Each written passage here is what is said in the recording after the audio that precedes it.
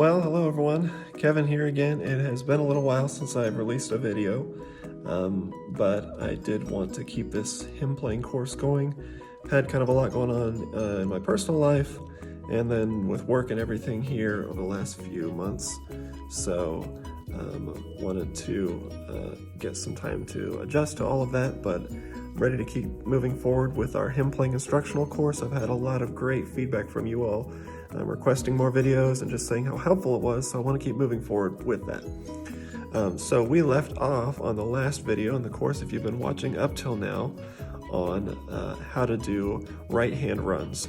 So I'm gonna switch gears this week and we're gonna talk about how to add left hand runs.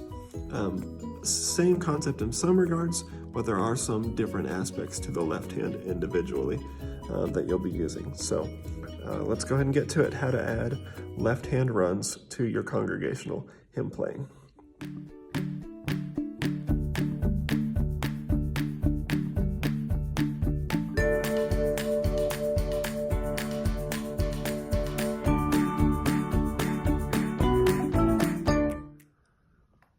Okay, so the hymn that I'm going to be using for this is Leaning on the Everlasting Arms.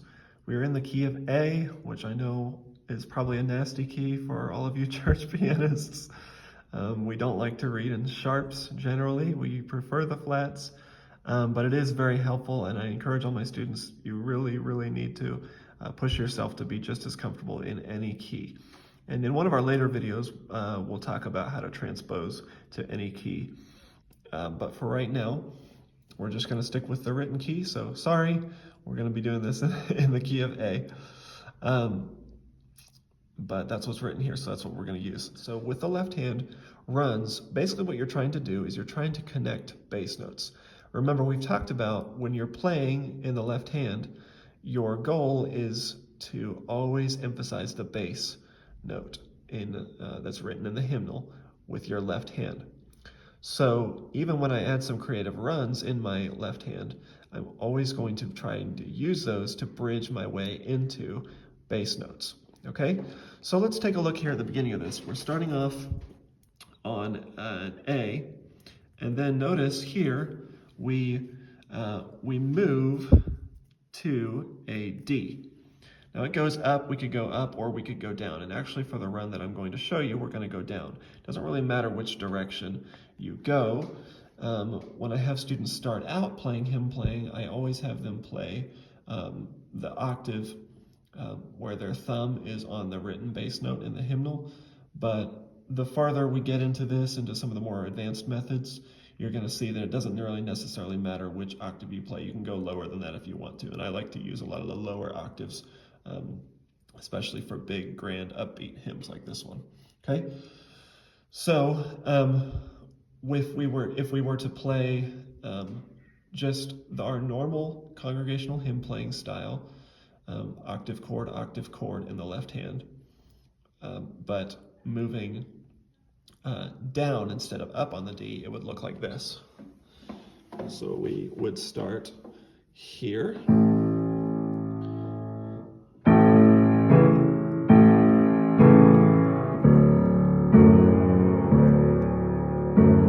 There's what that would look like. This is a little bit muddy, so I would actually probably bring the D chord up this way a little bit farther. As a general rule, you want to try to keep your chords in an inversion so that none of them go below this B flat 3 here. If you're playing any notes below that, it just sounds a lot muddier than playing those same chords up here, or even inverting them up here. So for this D chord, this low D chord, instead of doing this, I'm going to come all the way up here and play this. Okay, so right now, again, without doing any left hand runs. What a fellowship, what a joy divine. That's what we have so far, okay? So now I want to see how can we add a run to go from this A flat to this sorry, not A flat. I'm thinking in flats even. From this A to this D octave. Okay? Well, what we can do is we can just, similar to the concept that we used in right hand runs, just take a look at how many beats we have, and then walk those using an eighth note or something like that, using eighth note runs to walk into that D. So in this case, it works out very well if we do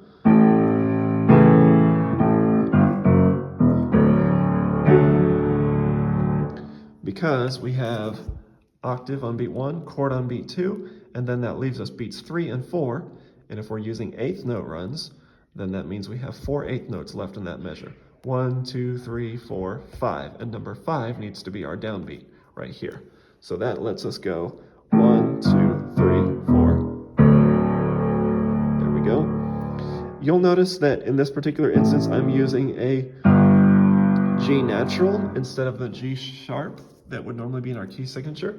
That's because, and I could do it either way. I could use the G sharp if I wanted to. Either way works. I'm just using a G natural here because in my mind, in this particular instance, it's more of like an A7 chord that's leading into D flat.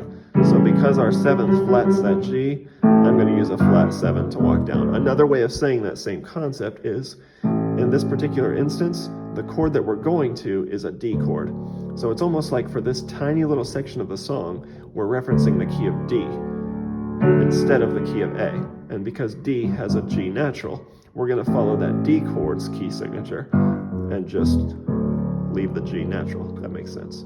So it's almost like for that little section, because we're leading into the key of D, because D is our home, D is the chord that we want to resolve to, that's where we're pulling our key signature from for that tiny little portion of the measure.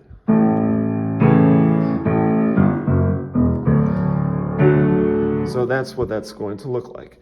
Let me go ahead and show you what this looks like when we play hands together on it.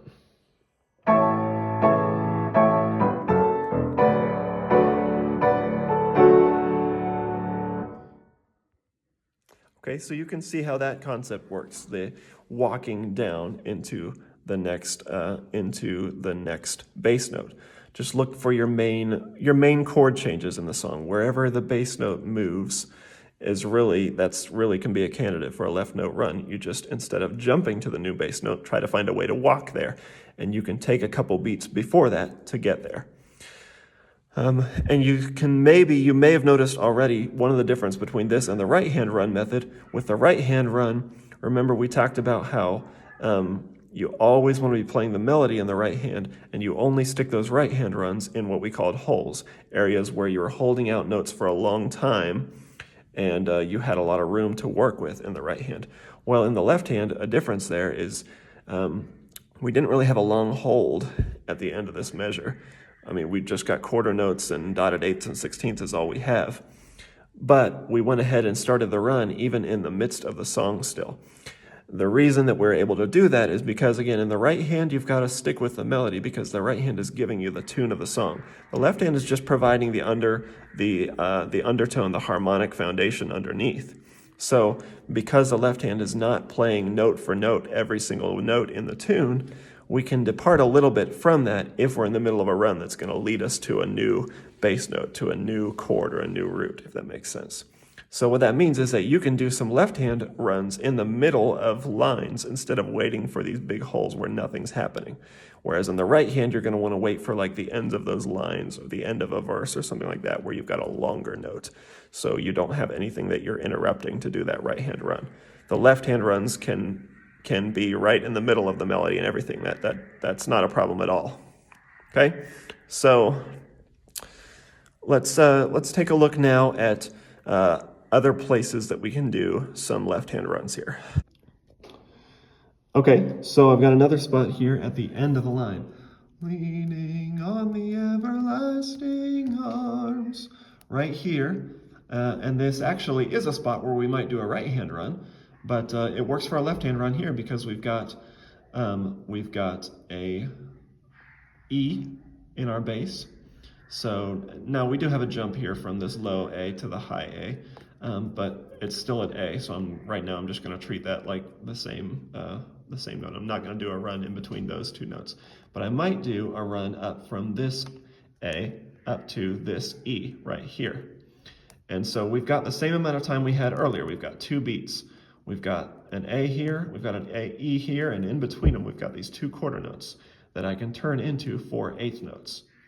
Okay, so what 4/8 notes come before E? If we were doing a run from up into E using a walking up pattern, then I just need to count backward from E and then 4/8 notes before that. So let's take a look here. I've got E, 1, 2, 3, 4. So I can just start on my A and then just walk 1, 2, 3, 4, and walk right into my my E. So again, if I'm going to do that, I've got leaning on the everlasting arms.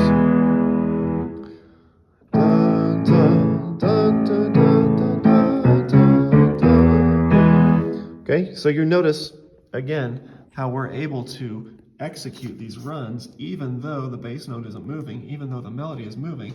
Those 2 beats are not a spot where we would normally do a right hand run because there's no hole there. There's too much going on in the melody. But we don't have that same kind of rigidity in the left hand. We're allowed to move a little bit in the left hand as long as we're going somewhere. We're going to one of our main roots of our main chords. And that's what we're doing right here.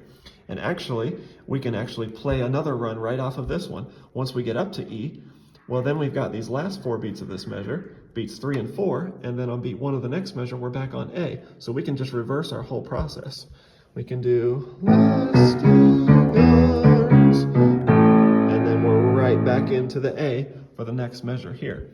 So, leaning on the everlasting arms, and then we're into our next measure. So you see how you can string a lot of these runs together. This is something, again, that you can't do as much with the right hand because you've only got those little holes in the right hand, and then you need to go right back to playing the melody again. But with the left hand, you've got a lot more liberty, and you can kind of string, because there's so many bass movements going on, you can string a lot of these runs together. Okay? So let's do that there. Let's do those couple runs with both hands together.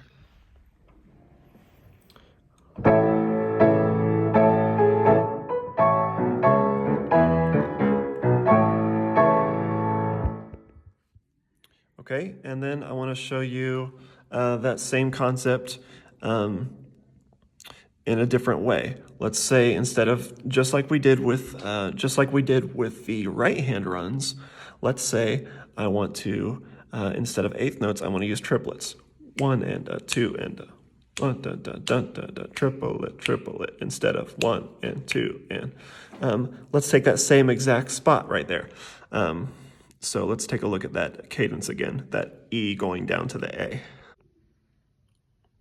Okay, so before we did dun, dun, dun, dun, dun, 1, 2, 3, 4, and then 5 was right here because we have 4/8 notes. But what if we wanted to do triplets instead? Well, then we've got right here, we've got 6 triplets we can fit. 1, 2, 3, 4, 5, 6.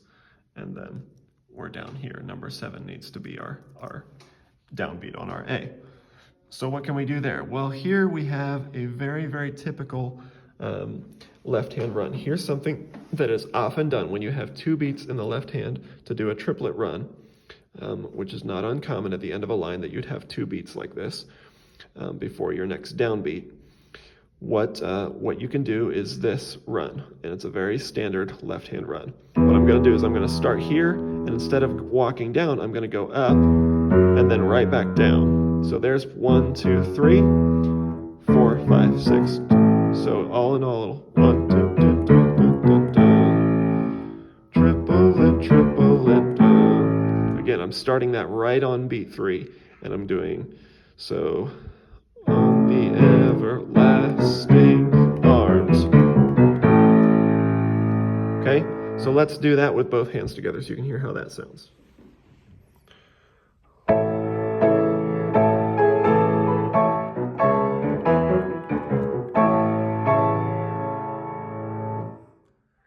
So you again, hopefully are beginning to see this concept of the left hand runs are a little bit different than the right hand But that particular run, that dun, dun, dun, dun, dun, dun, dun, where you go one note and then come back down, that's a very, very standard bass run or left-hand run for hymn playing, and you'll find a lot of places where you can use that. Anytime that, again, that you've got a half note at the end of a line that's ending on your 5 and you need to get back down to your 1, like we have here with the E going back down to the A, you can use that run. But again, it's just a matter of counting out what you have. We know we have 6 triplet notes that we need to fit in there. 1, 2, 3, 4, 5, 6, done. And then we land on our downbeat of the next measure, okay?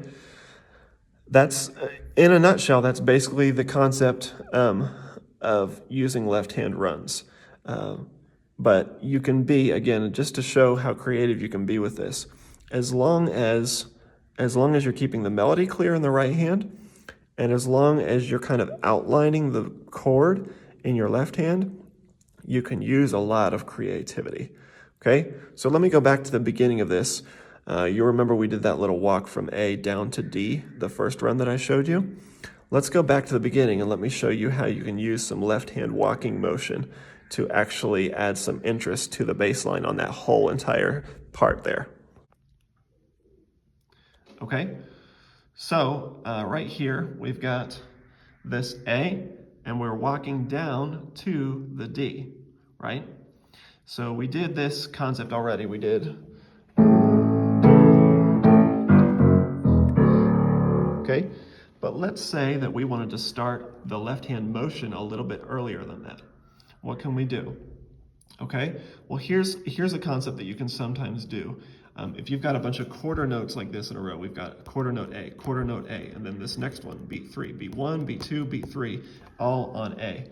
So instead of just playing A, or octave, chord, octave, if we want to keep octave runs going through that whole section, what we can do is we can kind of walk between notes that are in the A chord. So instead of staying on A, I can use those 3 beats to walk between A and C sharp, which is also in the A chord, back down to A, and then I can continue my run down into D. So instead of I'm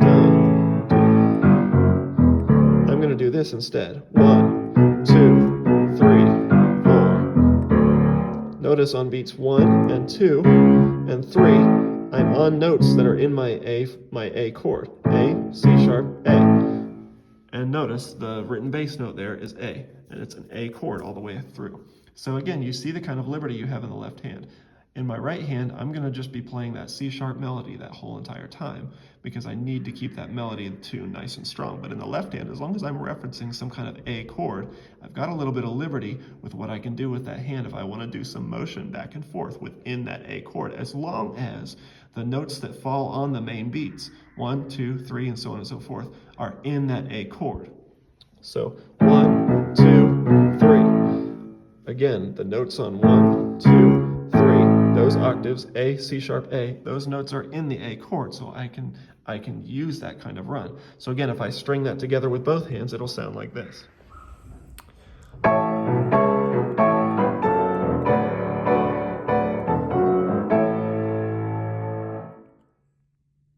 Okay, you may have noticed at the end of that I actually did a walk back from the D back up to the A. And that, again, it's just the same concept that we did a minute ago with the A and the E. I walked down to the D, dun, dun, dun, dun, dun, and then I just walked back up, dun, dun, dun, dun, dun, when I needed to go back to the A at the end. So again, you do this for a while, you start to sense automatically where those runs need to start because you know how much time you have to walk. And because the motions that you use are so similar, you know, most of the chords that you're using in your song are 1, 4, and 5.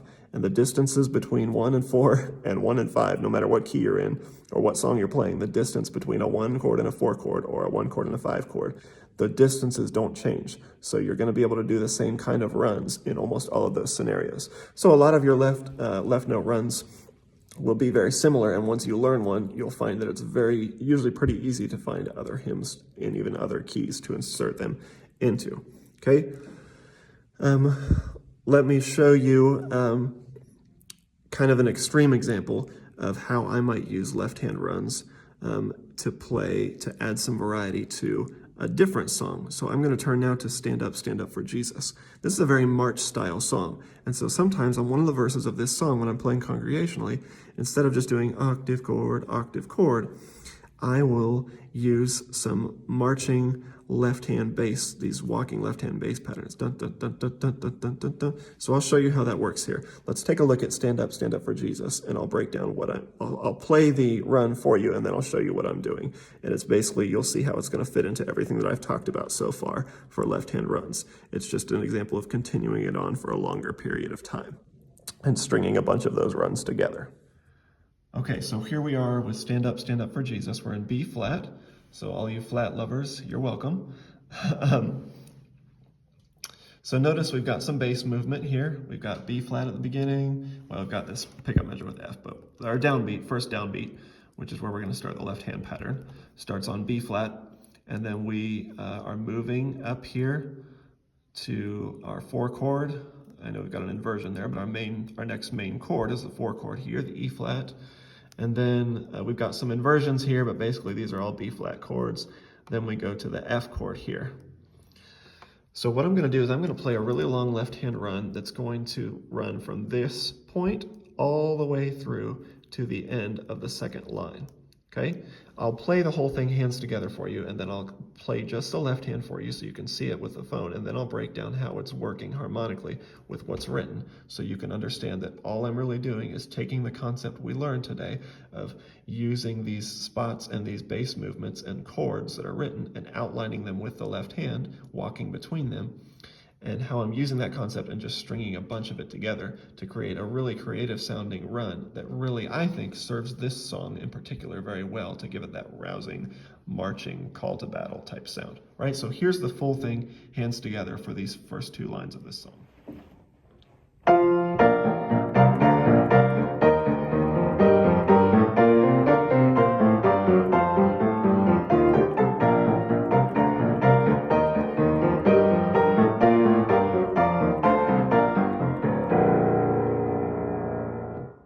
Whoa, that was all over the place, right? A really, really long run. But it's really fun sounding, and I think it really gives it that march, again, call to battle, call to action style sound. Dun, dun, dun, dun, dun, dun, dun, dun, dun. Really, left-hand runs can really work well with this style of song for that reason. Okay, so let's break down. What was I doing there? Let me show you now this whole run. Okay, so I'm starting on my B flat, and I'll just kind of walk through this. So, stand up for Jesus. So already there, we've got on the main beats, if you ignore some of the ands in between, all the ones that fall on beats 1, 2, 3, and 4 are, and then that one's kind of in between. But everything so far, you'll notice, is just kind of moving back and forth between that B flat and that D, which are members of the B flat chord. So, and then that C really is just a way of walking from the B flat up to the E flat. So that one's not as important, but the first 3 beats of that measure, 1, 2, 3, again, are all in that B flat chord. And then after that, we're just walking into the E flat, which is next. And then we have, again, 1, 2, 3, 4, all notes that are in the E flat chord, which is right here. Then we're back to B flat here. I know there's a D written in the hymnal. Again, you've got a little bit of liberty here because we're in the middle of a run. So we've got a little bit more liberty than we normally would have if we were just playing straight octave and chord. Then I'd say, hey, stick with the bass note that's written. But because we're in the middle of this long drawn out run, we're using a little bit of creativity. As long as we're in the right chord and we're playing the right melody notes, we've got a little bit of liberty there. Okay, so then I have, so 1, 2, 3, and then I just walk down to the F. And I inserted this note in here just because we needed to get, we had, I needed 4 notes before the F, 1, 2, 3, 4, so that would be a little bit too soon to get to the F, so I just inserted 1 chromatic. We talked about that with the right hand runs, that if you run out of room, you get to your target note a little bit early, you can just insert some of these black keys, these chromatics, to to add in that extra fill so you arrive there right on time. So 1, 2, 3, 4. Okay, then we're on the F chord right here on the word cross, right where we get to F in the hymnal. Then we do. So again, 1, 2, 3, F, A, F, all in the F chord, and then we just walk it back down to B flat. Dun, dun, dun, dun, dun. And then we do the same thing again for this next line, because it's a very similar line. Lift high as royal banner is similar to stand up for Jesus. And then must not suffer loss. So we're on the B flat here. Must not suffer loss. Good. So you see there that we walk down B flat, 1, 2, 3, 4, F. 1, 2, 3, 4, B flat. So 1, 5, 1. And then I just did this. You can use that. If you ever have these little holes here at the end where you're on your one chord and you're not really going anywhere for a whole measure, you can do this little 1, 6, 5, 3, 1. It's basically a B flat 6 chord, but we're just walking down. So the whole thing together. Stand up for Jesus, ye soldiers of the cross. Lift high his royal banner, it must not suffer loss. So you see that uses the same concept of everything I just told you. We're just walking, we're staying within our chord, B flat, then E flat. And even though we're moving the bass note, all the main notes we're falling on those strong beats, 1, 2, and 3, are in those chords. And then we're just walking to the next main root. So we've got B flat. We're staying within the B flat chord, playing some B flats and some Ds and walking in between them. And then we're walking up to the E flat. Then we're doing some E flat, some G, walking in between those. And then we're walking from E flat back to our B flat chord.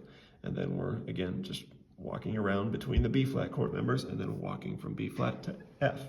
And then same thing, walking around in the F and then walking from F back into B flat. So we're able to use this concept to keep it moving. And if you really master that concept of what filler notes you can insert in to always stay within your chord and then walk to the next chord, you can string together your own really nice, long, grand march sounding runs like this. So I like to use this for this song in particular because it's just got a nice sound to it. So let me play it one more time, hands together, so you can hear how that sounds.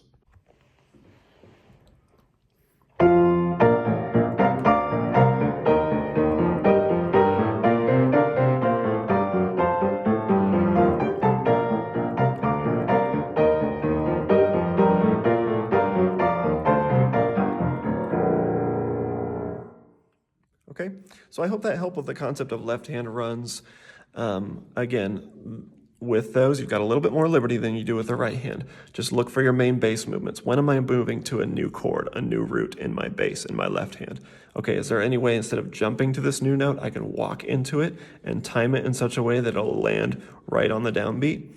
And again, when you're doing that, don't feel like you have to fit that all into one beat. If you stretch that run over a couple different beats, to where you're not always playing the written note in the hymnal in your left hand on every single beat, that's okay if you stretch that out even over like a whole measure or half a measure, as you saw in some of these runs that I was doing. I wasn't always playing on those left hand bass movements like we've been doing up to now, because I'm in the middle of this run and I'm kind of stretching out to try to get to those target notes on time. So really that's all it's about, finding those new bass notes that you want to get to and just walking your way there. You can walk up, you can walk down. As we said, if you're on a note or a chord for a long time, you can kind of walk in between members of that chord. So when we're on a B flat chord for a long time, we can walk the B flat up to D and back down to B flat. Find some ways to keep that bass moving. You probably won't, for every single verse of a song, move your left hand the entire time. Eventually it gets old, but you just do it like for that stand up for Jesus. I'll usually just do that big long run once in one of the 3 verses of the song, just to add some variety. I'm not going to do that left hand movement through every single line of every single verse of the song. It gets old after a while, but You use it to add some variety. If instead of just doing the plain old octave chord, you want to add a little bass note movement, you can do that by just walking, like I said, walking between members of the chord if the chord is staying there, and if the chord is moving to a new chord, you can find a way to walk from one bass note to the next instead of just jumping straight there like it has it in the hymnal. And then just try to time it, whether you're using eighth notes or triplets, just counting out the number of beats you had and timing it so it lands right on the downbeat of the new chord. And as you even saw in some of the runs that I did, if you need to add some chromatic notes, some extra black notes, octaves in between to make everything land on time, feel free to do that, just like we did with the right hand runs. So hopefully you can see kind of the similarities. There are some similarities to the right hand runs in that how you count things out and how you try to add those notes to make sure everything lands right on time. But you've got a little bit more freedom than the right hand, because whereas the right hand can only do these in between those long holds when there's no melody notes going on, the left hand can kind of stretch those over longer sections as long as you've got the melody nice and clear in the right hand, and as long as your runs in the left hand on your main beats, you're still landing on notes that are in that chord, okay? Or walking between two strong bass notes. Well, hopefully that helped you with the concept of left-hand runs. Stay tuned. I'll be putting out some more videos in this series here. But thanks for watching. If you haven't yet, please like, subscribe. I'm putting out content like this, trying to, here on a regular basis now in the hymn playing instructional course. So be looking for that, and I'll see you next time.